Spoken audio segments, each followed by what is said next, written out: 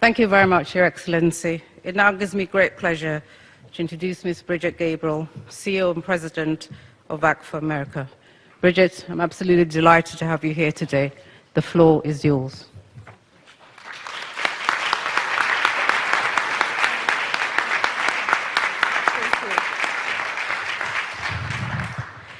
Thank you. I am honored to be here today. Ladies and gentlemen, it is an honor and privilege to be here today speaking in defense of Jews worldwide and the evils of anti-Semitism. As you notice, I am wearing a Star of David.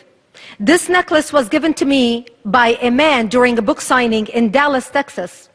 This necklace belonged to his wife, who died in a tragic accident.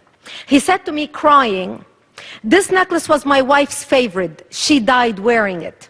She considered you her hero for your work for the Jewish people. I want you to have it. Promise me you'll wear it." I couldn't find a more befitting time to honor her and her memory than now, wearing this Star of David as a Lebanese, giving a keynote speech at the United Nations in defense of the Jewish people. We are here today to address the rise of global anti-Semitism. 10 years ago, Nathan Sharansky explained, classical and anti-Semitism is aimed at the Jewish people or the Jewish religion. New anti-Semitism is aimed at the Jewish state. Mr. Sharansky devised what he called the 3D test. The 3Ds are demonization, double standards, and delegitimization. Demonization is making bizarre, ugly claims that have no basis in reality. Comparisons between Israel and the Nazis, or assertions that Israel has been committing genocide against the Palestinians, are examples of demonization. Such claims are nonsense. If Israel has been committing genocide against the Palestinians, then why has the population of Palestinians increased more than 600% since 1948? Israel must be the most incompetent mass murderer in the history of the world. When Israel is held to a standard that no other country in the world would be expected to meet, that double standard is itself anti-Semitism. For instance, Israel is a vibrant democracy where human rights are protected and respected. And yet the United Nations so-called Human Rights Commission spends most of its time and effort investigating and condemning Israel, while they gloss over or ignore the massive and continuing human rights violations that occur in Iran, Cuba, China, and many other brutal, repressive atrocities. Delegitimization of Israel is to assert that of all the people in the world, only the Jewish people do not have a right to a statehood. In fact, Israel's historical, legal, and moral right to exist as a Jewish state is a codified principle of international law. This codification is explicitly based on the long, continuous, and well-documented connection of the Jewish people to the land of Israel. To deny the connection of the Jewish people to the land of Israel is anti-Semitism in its purest form. But why should anti-Semitism matter to the rest of the world? Why should the world care? It should, not merely because it's morally repugnant, which it most definitely is. The world should care about anti-Semitism because of fundamental self-preservation.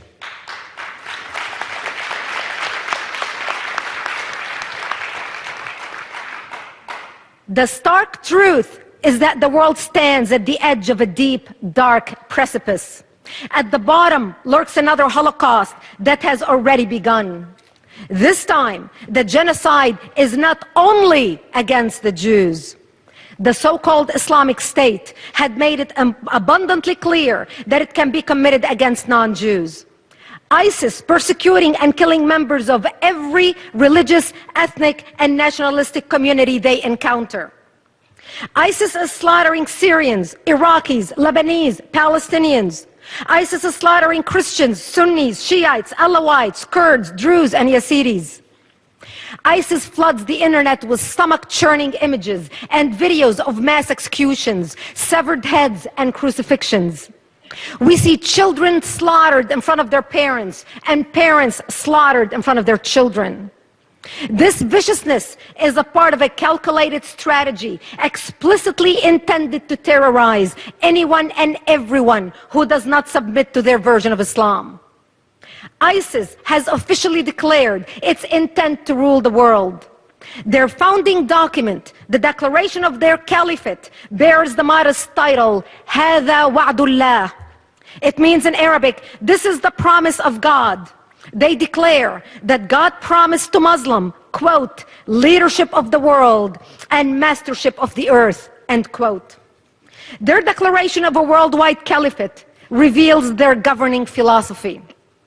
Quote, by Allah, if you disbelieve in democracy, secularism, nationalism, as well as all the other garbage and ideas from the West, and rush to your religion and creed, then by Allah, you will own the earth, and the East and the West will submit to you. Remember, ladies and gentlemen, savagery is not merely their strategy. It is an article of their faith. They commit genocide in the name of Allah. Israel has been familiar with the concept and the reality of genocide in the name of Allah for a long time. The war that ISIS has declared on the world is the same war as the war that Hamas has been waging against Israel for decades.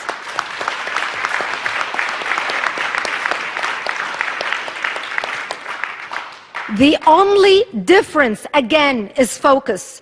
ISIS seeks a worldwide caliphate. Hamas is focused on the destruction of Israel. However, their motivation, methods, and morals are the same. In terms of brutal methods and lack of morals, ISIS has recently shot, hacked, and killed its way to the top of the world's terrorist organizations. Meanwhile, Hamas has been committing mind-numbing mass atrocities for decades. They used to wrap their children in dynamite and nails and send them to blow up Israeli buses and restaurants. They rejoiced at the death of Israeli children and glorified the death of their own. Today, they use them as a human shield. I know something about children being used as human shields. In 1976, when I was 11 years old, Palestinians in South Lebanon used me and my family as human shields. They employed exactly the same technique that Hamas uses in Gaza today. They set up artillery or rocket launchers in front of my bomb shelter and fired a barrage towards Israel. They would pack up and run as quickly as possible, leaving my family to the devastation of return fire. Today, Hamas hides behind human shields on a much larger scale.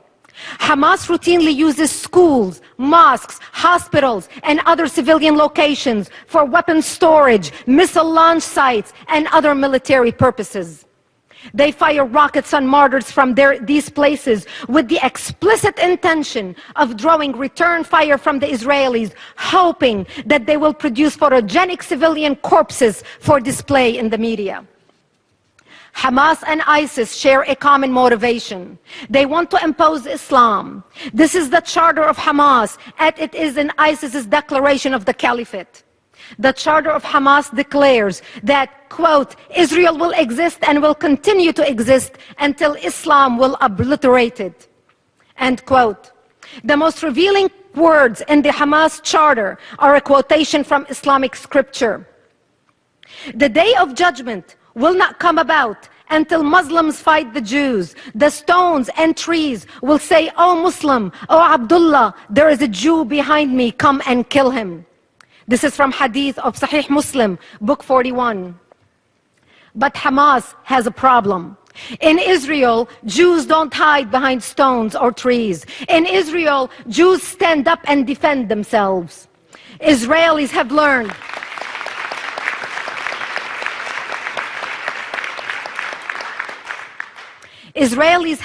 from history that if someone repeatedly says they're going to kill you, they mean it. A lesson the world is only now learning.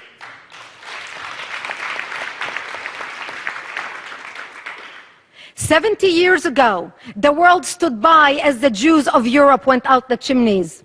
Today, the Jews of Israel aren't going to go quietly into the slaughter as they sit on the front line of fighting for Western civilization, fighting for all of us.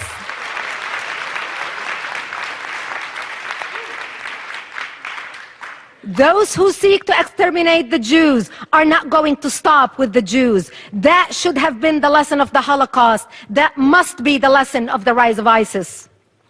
Once the international mass murder of innocent civilians was legitimized against Israel, it was legitimized everywhere, constrained by nothing more than the strong-held beliefs of those who would become the mass murderers. Because the Palestinians were encouraged by most of the world to believe that the murder of innocent Israeli civilians is a legitimate tactic to advance their Palestinian cause, the Islamists believe that they may commit mass murder anywhere in the world to advance their holy cause. As a result,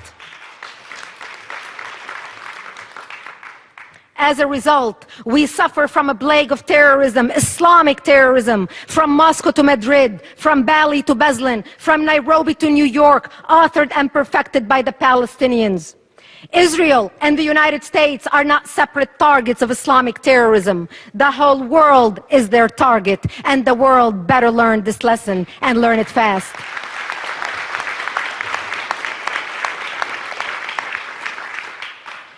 Evil dwells when courageous men become bystanders. Lies spread when the informed become silent. Society deteriorates when apathy replaces activism. Tyranny comes when leaders become mediocre and haters become organized. Today, we are summoned to lead in our communities and our nations. We are summoned to wake up the apathetic and inspire the despaired, to silence the liars and educate the concerned, to speak tolerance instead of resentment, forgiveness instead of revenge, love instead of hate, peace instead of war. We are here at the United Nations today because each one of us is a leader and an instrument of change with history as our final judge. How will we be judged? I, as a leader of ActForAmerica.org, the largest national security organization in America, with chapters in 11 countries around the world, am committed to do whatever possible we can to stand up with the Jewish people and defend them.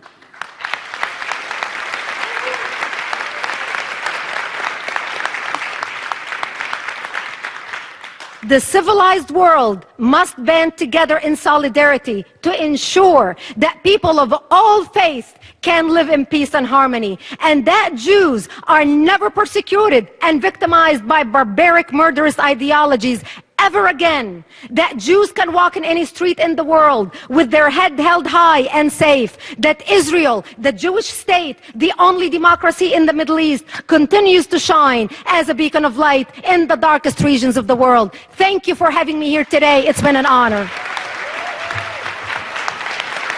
Thank you. Thank you. Thank you. Thank you. Thank you. Thank you. Thank you.